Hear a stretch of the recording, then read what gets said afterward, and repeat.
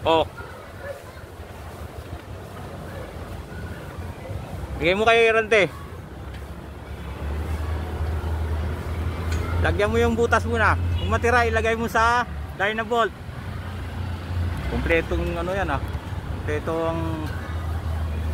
Toy, wag mong takpan yung butas. Yan, yan. Saksak mo yan dyan.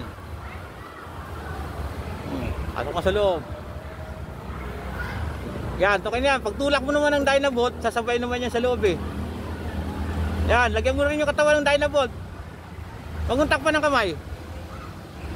Oh, pasok mo.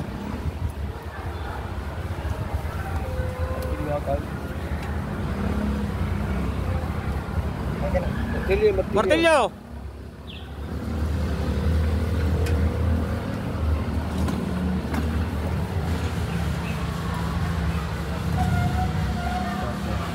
Tignan mo yung thread, baka malagyan ng epoxy ha.